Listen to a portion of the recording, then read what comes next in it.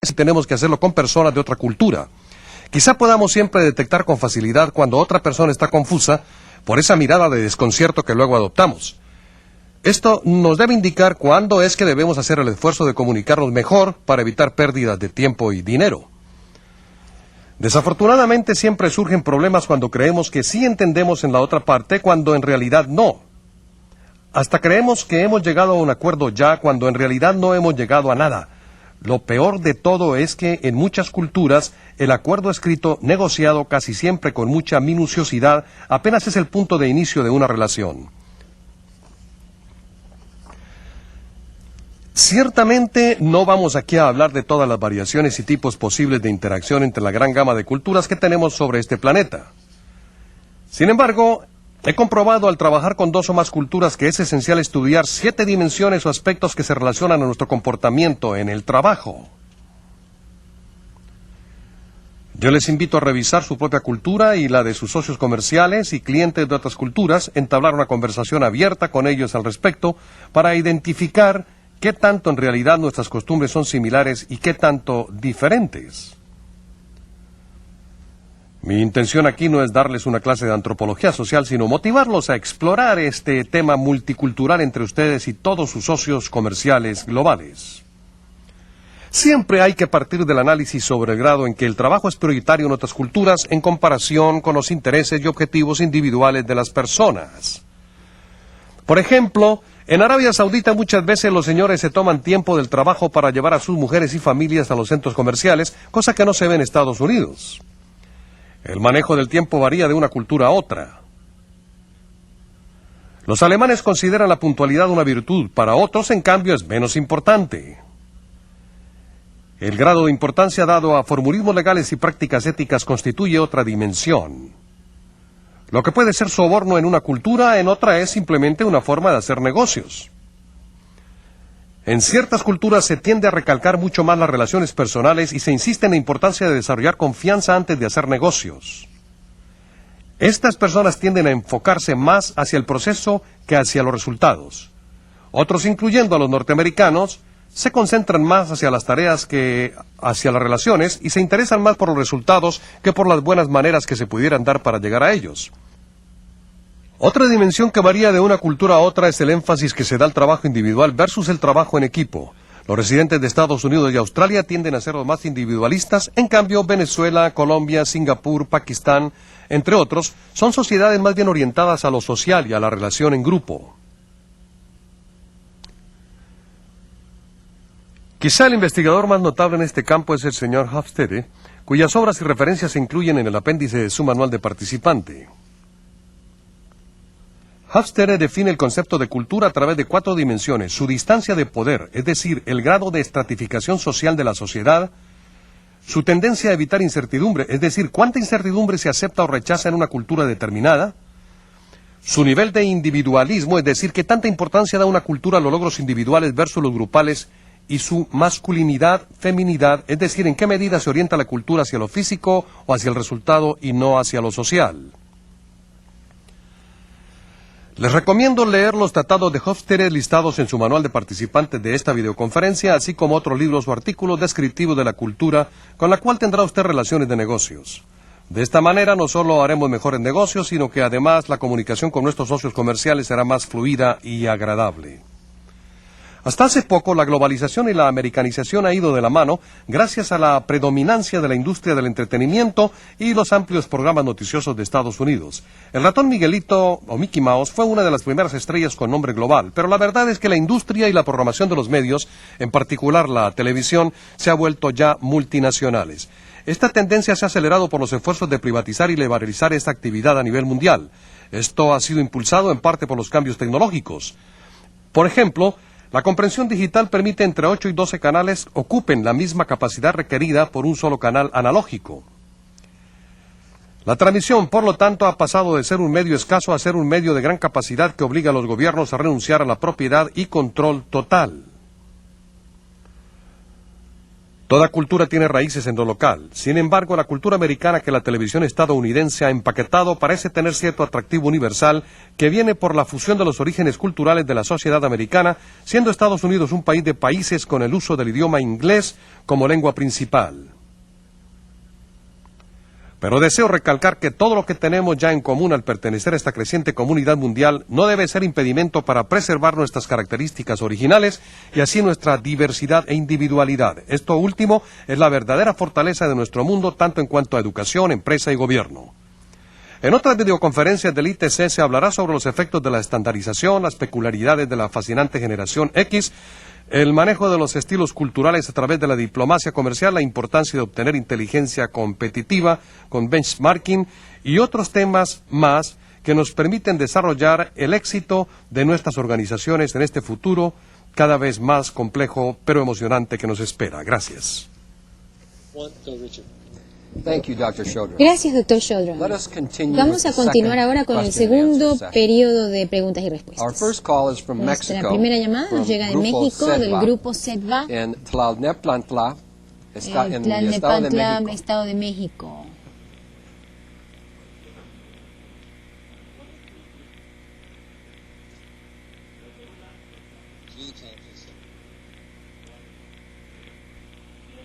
La llamada, adelante.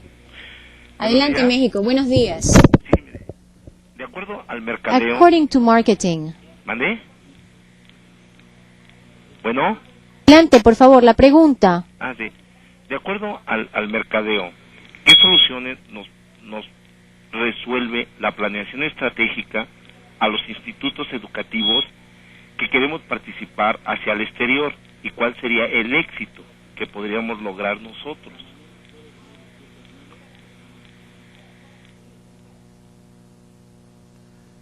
From that. Creo que en parte ese éxito realmente va a girar en torno a cuánta investigación de mercado, técnica puedan ustedes hacer para encontrar lo siguiente.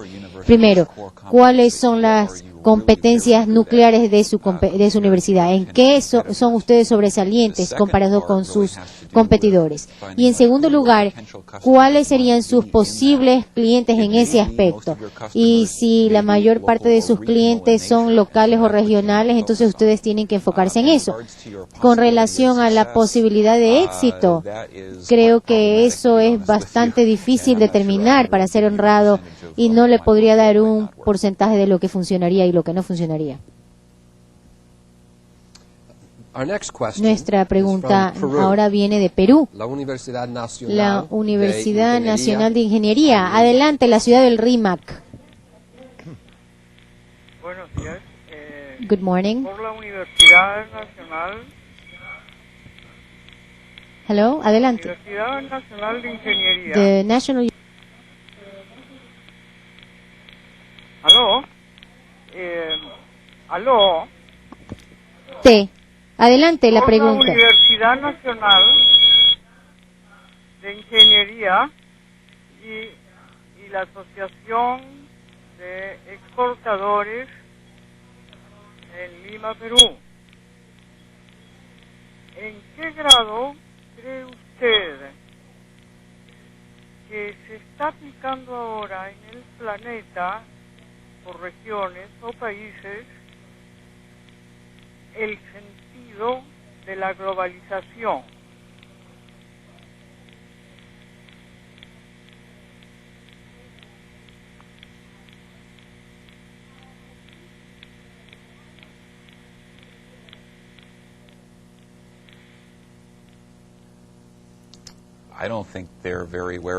Yo creo que no hay mucha conciencia de la globalización todavía. Diría yo que hay todavía que se conocen algunos reductos universitarios y en las multinacionales, por supuesto, pero yo creo que en la mayoría del hombre, en el común de las gentes, no hay tanta conciencia de esta globalización todavía.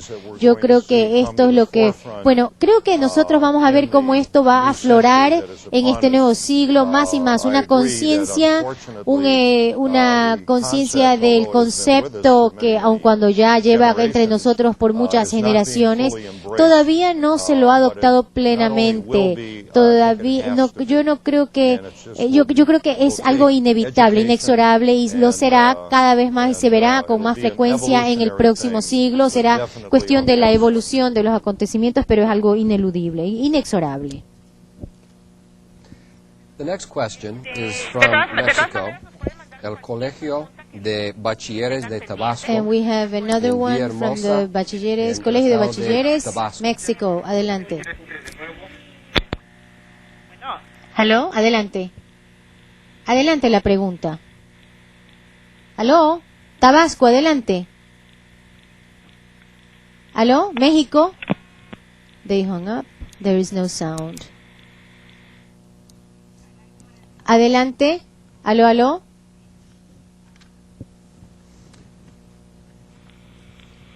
¿Aló? The next question will be from Brazil. The next question, la In próxima English, pregunta nos from llega de the Brasil, Servicio del Nacional Servicio Nacional de Aprendizaje Comercial de Puerto Alegre, Rio Grande Brasil. do Sul, en Brasil.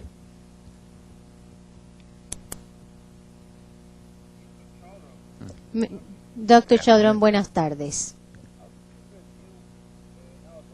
¿Cómo ve usted Brasil como parte de un mundo globalizado en cuanto a desarrollo económico, marketing? ¿Y qué ve usted como futuro para Brasil?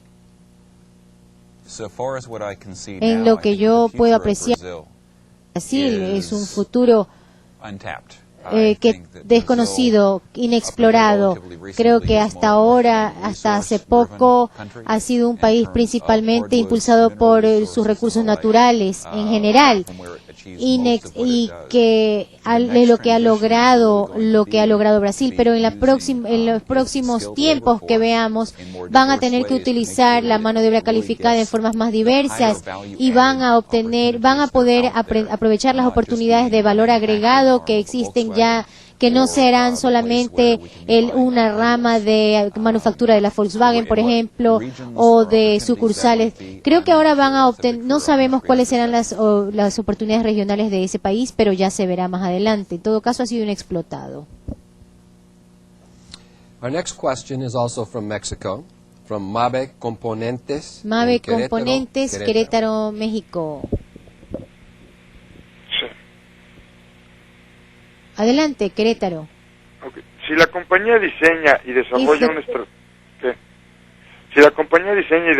una estrategia de comercialización y publicidad, específicamente hablando de un nuevo concepto, en este caso, cuando la intención es comercializarla y promoverla a nivel internacional, ¿qué posibilidades hay de proteger este modelo?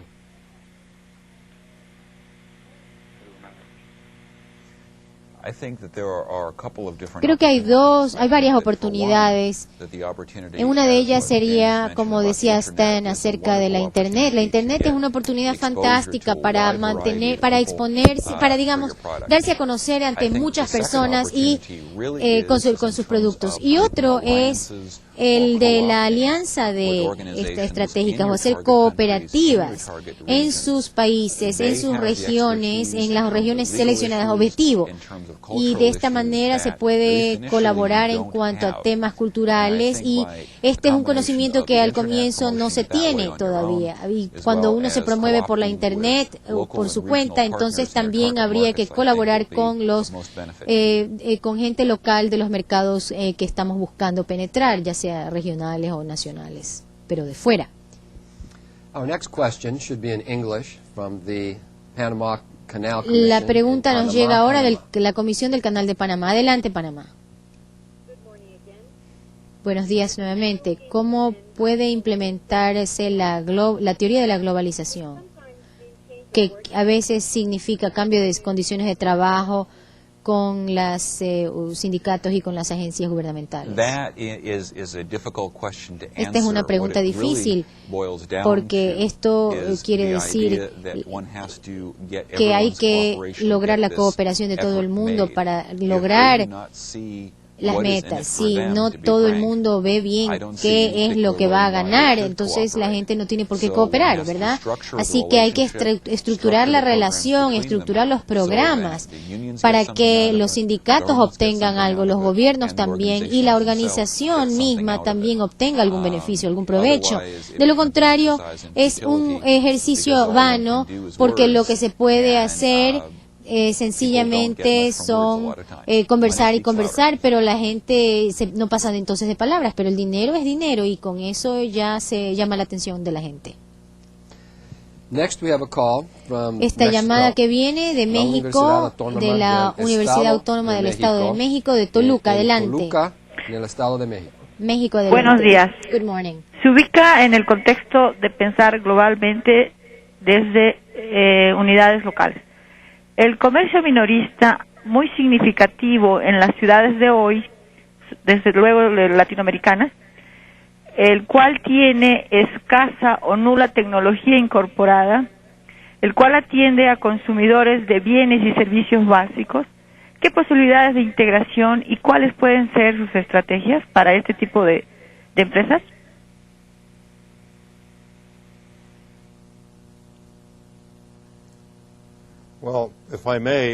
Si me permite responder, hay que primeramente obtener la información que existe.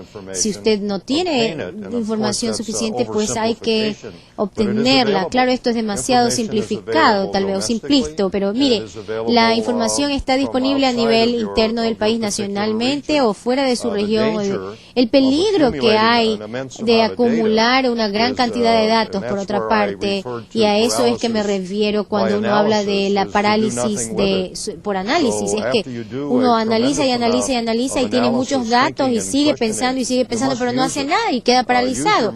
Es necesario utilizar esa investigación de mercado. Toda esa información que se ha utilizado, hay que aprovecharla. No me parece a mí que sea una excusa decir o que sea justificación decir que me carezco de información suficiente, porque la información está disponible y es necesario, es nuestra responsabilidad buscarla y obtenerla y aplicarla. Creo también que tenemos aquí otro tema importante que vuelve a lo que decía Stan, es que sea cual fuera la cantidad de información que usted tenga en su poder, bueno, siempre hay un riesgo y en algún momento usted tiene que tomar la decisión y tiene que sencillamente ir a por ello, ¿verdad? Ir en pos de ello, hacer algo, tomar una decisión y sencillamente hacerlo. Y es probable que usted fracase, pero no importa, cualquiera se equivoca. Lo importante es aprender de la equivocación y ya la próxima vez esto no se repite. Y ahora tenemos la pregunta de México, del Instituto Tecnológico de Ocotlán, Jalisco. Buenos días. Bueno. ¿De qué manera se puede motivar a los empresarios de la pequeña y mediana industria para que puedan adoptar y adaptarse a esta herramienta tan poderosa como es la planeación estratégica?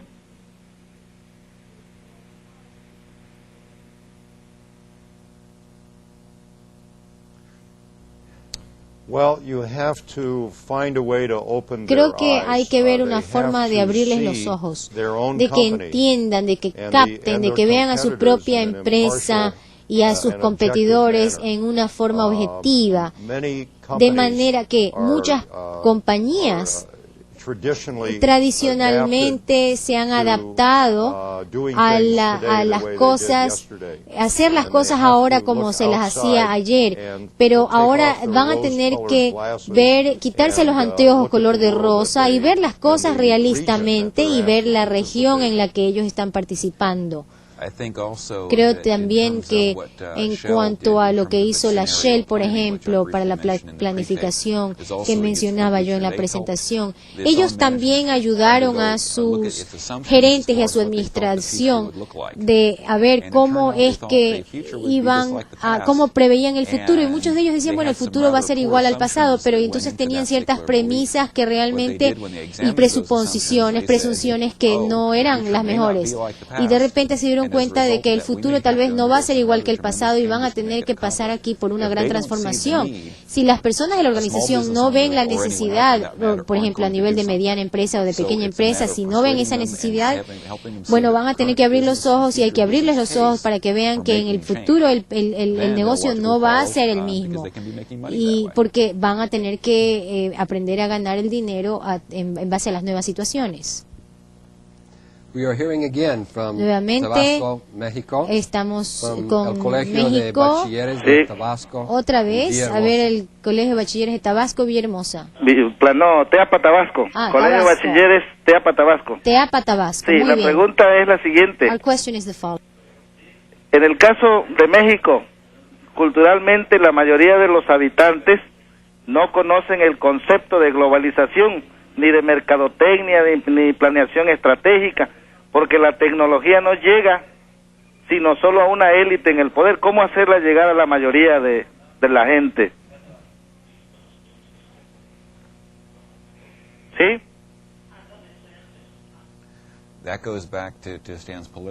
Esto viene de vuelta a la política. Lo que un país debe tratar de buscar es educar a sus ciudadanos, y si esa no es una fuerza imperativa para un gobierno, hay muy poca oportunidad para que las mayorías se eduquen en este sentido y se informen. Así que es cuestión de presionar a las autoridades políticas para que esto suceda, para no mantener a las mayorías ignorantes. La siguiente pregunta nos llega de Yucatán, México, el Instituto Tecnológico de Mérida, Yucatán. Adelante. Ya ahorita sí. ¿Aló? Bueno, adelante, por favor. Mire, es del Colegio de Bachilleres de Tabasco, plantel 2. Bueno. De Tabasco, adelante. Así es. Bueno. ¿Aló? Adelante. Sí, mire, del Colegio de Bachilleres de Tabasco, del plantel 2. Bueno. Adelante. Sí, Tabasco. Mire, son dos preguntas. Mire, la primera es que existiendo en México aproximadamente 40 millones de pobres. ¿Piensa usted que pudiéramos integrarnos a este proceso global sin quedar más dañados de lo que estamos? Ante esta problemática, ¿el proceso global sería beneficioso? Esa es una. La segunda es, ¿la prospectiva como paradigma de explicación aplicado a la planeación estratégica pudiera ser la opción hoy como teoría del futuro? ¿Mérida? Esta segunda pregunta, ¿aló? Sí, bueno. Por favor, ¿podría usted repetir la segunda pregunta más lentamente? Sí, mire, Gracias. La prospectiva. Bueno. Adelante, siga la pregunta. La prospectiva como paradigma de explicación. The prospective. Bueno. Adelante, siga su pregunta, por favor, estoy oyendo. Sí, la prospectiva como paradigma de explicación aplicado a la planeación estratégica pudiera ser la opción hoy como teoría del futuro.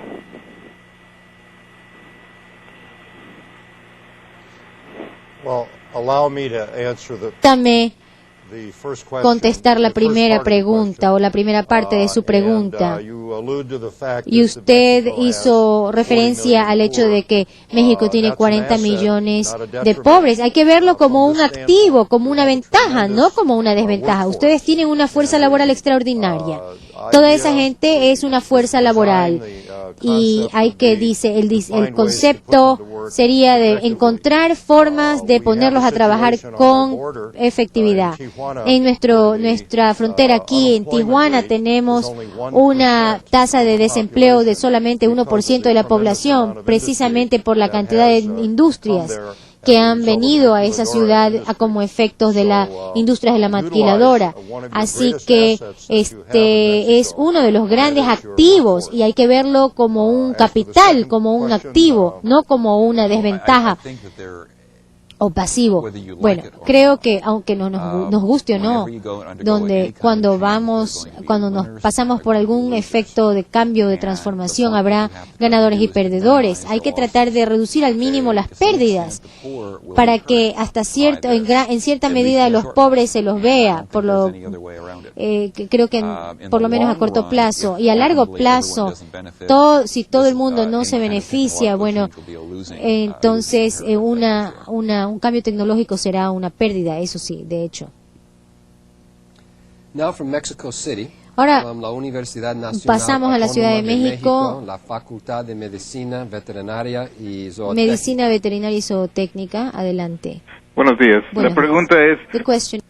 ¿se pudiera considerar la competencia por el mercado mundial como la causa principal de conflicto internacional para el próximo siglo?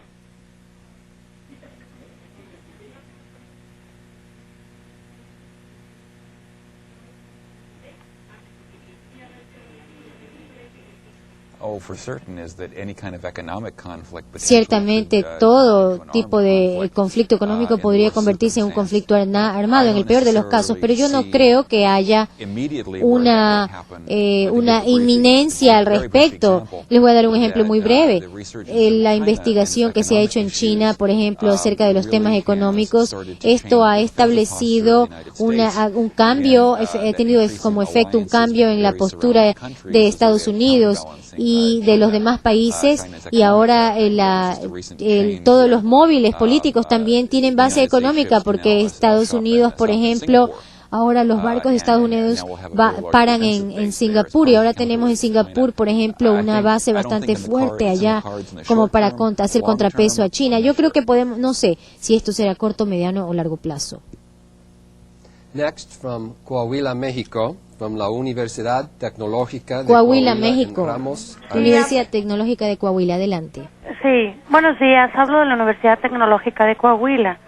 Mi pregunta es la siguiente: ¿cuáles son los pasos básicos para establecer la visión y misión de una organización en la época actual, donde tenemos todo el nuevo panorama de la globalidad?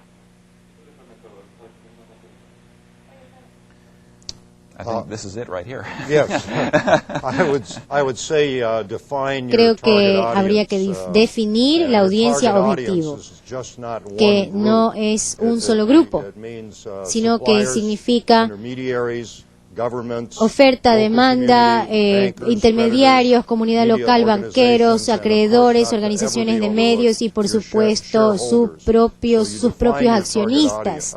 Así que hay que definir su audiencia objetivo y entender cómo el negocio funciona en el mercado libre.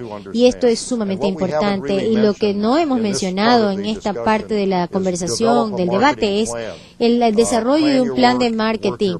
Hay que planificar el trabajo y trabajar el plan. Next from Hidalgo, México.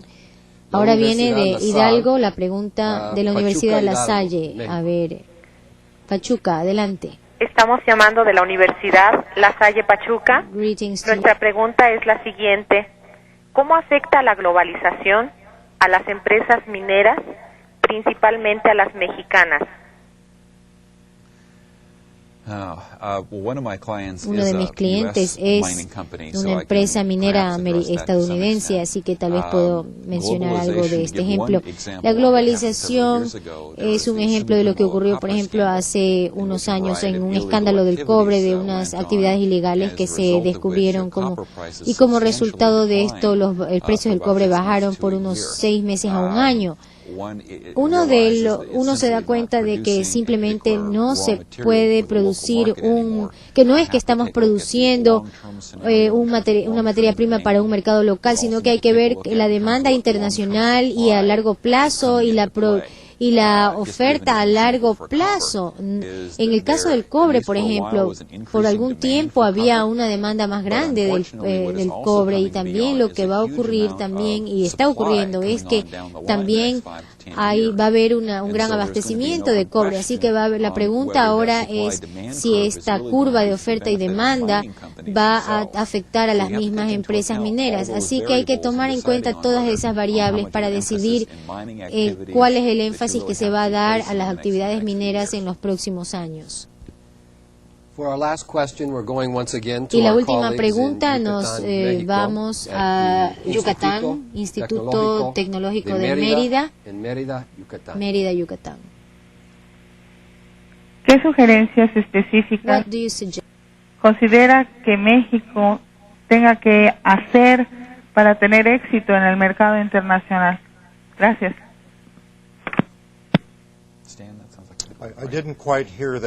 No escuché bien la pregunta.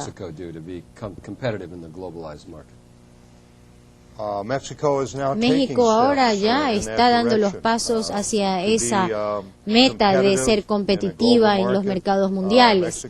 México tiene que entender lo que había mencionado yo antes, la gran fuerza laboral que tiene. Ahora esto le da a México una gran ventaja y una posición y situación envidiable. Yo represento una empresa de Estados Unidos que ensambla productos en Estados Unidos y esta operación la ha trasladado a México para aprovechar los costos más bajos de mano de obra. Así que México debe reconocer lo que tiene, que le pone en una situación privilegiada y envidiable. México tiene extraordinarios recursos naturales que puede aprovechar hasta el punto en que estos los puede poner a disposición del mundo. México, por lo tanto, se volverá un país mucho más fuerte en el mercado mundial.